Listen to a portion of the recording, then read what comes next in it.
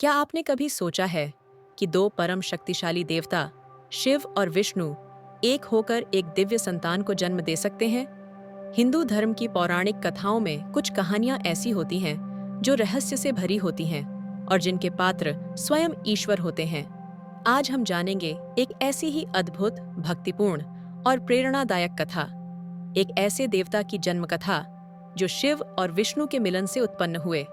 जी हाँ, यह है भगवान अयप्पा की रहस्यमयी कहानी, जो न केवल एक पौराणिक आख्यान है बल्कि जीवन के गहरे दर्शन और धर्म की स्थापना का प्रतीक भी है। हमारी यह कथा ब्रह्मांड के एक महत्वपूर्ण मोड़ से शुरू होती है, जब देवताओं और असुरों के बीच शक्ति का संतुलन बिगड़ गया था। देवराज इंद्र के शाप के कारण देवता अपनी शक्ति खो चुके थे और असुरों का बोलबाला था। इस संकट से उबरने के लिए भगवान विष्णु ने देवताओं को समुद्र मंथन का सुझाव दिया। यह एक विशालकाय कार्य था जिसमें मंदराचल पर्वत को मथनी और वासुकी नाग को रस्सी के रूप में उपयोग किया गया। समुद्र मंथन का उद्देश्य था अमृत की प्राप्ति, जिसे पीकर अमृता प्राप्त की जा सकती थी। देवताओं और असुरों ने मिलकर अथक प्रयास किया और इस मंथन से कई अद्भुत रत्न, औषधियां और दिव्य वस्तुएं निकलीं। अंत में भगवान धन्वंतरी अमृत कलश लेकर प्रकट हुए। जैसे ही अमृत कलश प्रकट हुआ, उसे लेकर देवताओं और असुरों के बीच भयंकर विवाद छिड़ गया। हर कोई अमृत पर अपना अधिकार जमाना चाहता था। इस विकट स्थिति को देखकर भगवान विष्णु ने अपनी अद्भुत माया का प्रयोग किया। उन्होंने एक अत्यंत सुंदर स्त्री का रूप धारण किया, जिसे मोहिनी के नाम से जाना गया। मोहिनी का सौंदर्य इतना मनमोहक था कि असुर भी अपनी सुध बुद्ध खो बैठे। वे मोहिनी के रूप पर मोहित होकर अमृत वितरण का कार्य उन्हें सौंपने को तैयार हो गए। अपनी मोहिनी माया से मोहिनी ने चतुराई से असुरों को भ्रमित किया और सारा अमृत देवताओं को पिला दिया, जिससे वे अमर हो गए और अपनी खोई हुई शक्ति पुनः प्राप्त कर सके।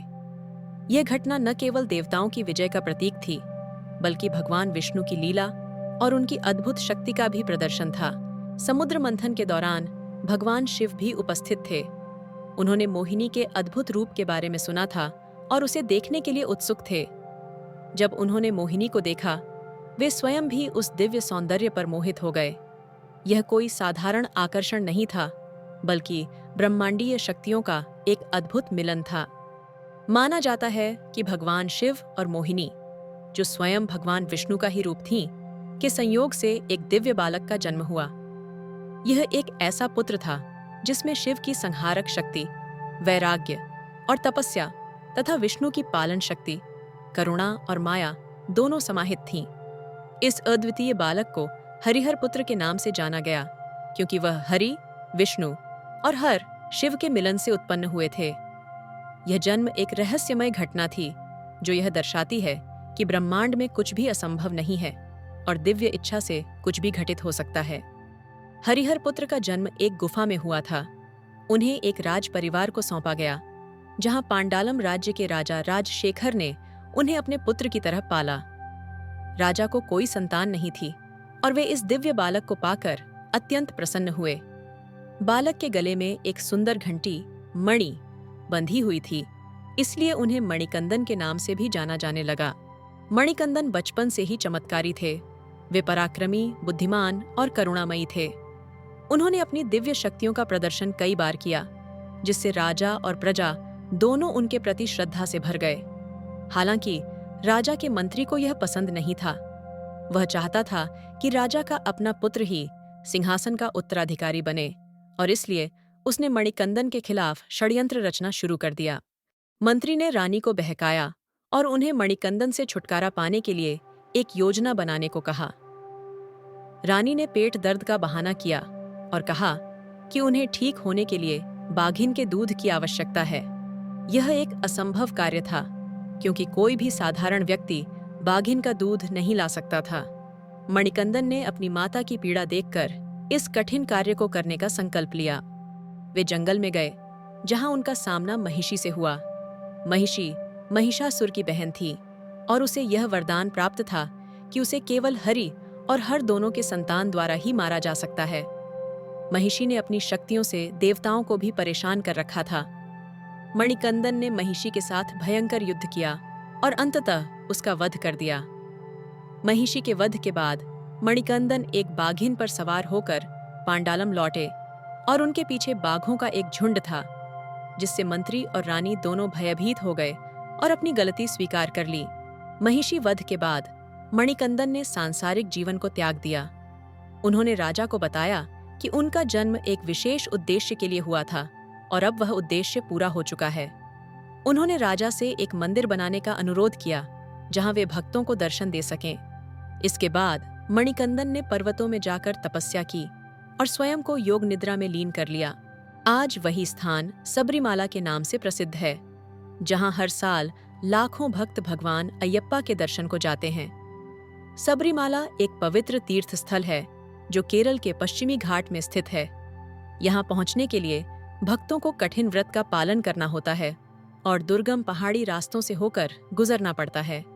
यह यात्रा न केवल शारीरिक तपस्या है, बल्कि मानसिक और आध्यात्मिक शुद्धि का भी प्रतीक है। भगवान अयप्पा का जन्म एक दैवी रहस्य है, जहाँ दो प्रमुख शक्तियाँ शिव और विष्णु एक होकर एक नई शक्ति की रचना करते हैं। यह शक्ति है अहंकार के विनाश, सेवा और धर्म की रक्षा की। अयप्पा का दर्शन हमें सिखाता है कि जीवन में संयम, अनुशासन और भक्ति का कितना महत्व है। उनकी कथा हमें यह भी बताती है कि कैसे दिव्य शक्तियां धर्म की स्थापना और अधर्म के नाश के लिए कार्य करती हैं। अयप्पा की पूजा में शरणम अयप्पा का जाप किया जाता है, जिसका अर्थ है अयप्पा मेरी शरण है। यह जाप भक्तों को आंतरिक शांति और शक्ति प्रदान करता है। सबरीमाला की यात्रा, जिसे मंडलम मकर विलक्कू के नाम से जाना जाता है, एक कठोर व्रत और तपस्या का काल है जो भक्तों को आत्मनियंत्रण और आध्यात्मिक उन्नति की ओर ले जाता है।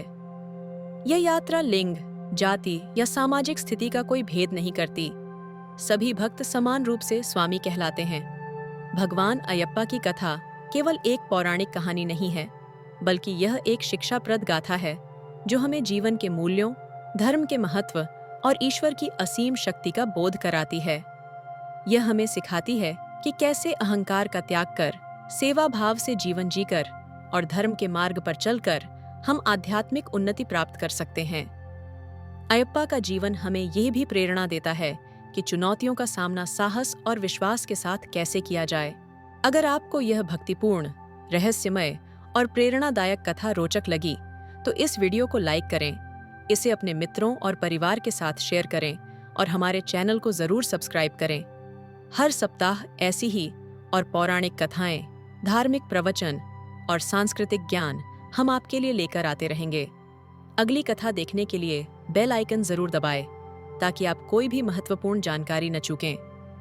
अपनी प्रतिक्रियाएं कमेंट बॉक्स में जरूर लिखें और हमें बताएं कि आप अगली बार किस विषय पर वीडियो देखना चाहेंगे।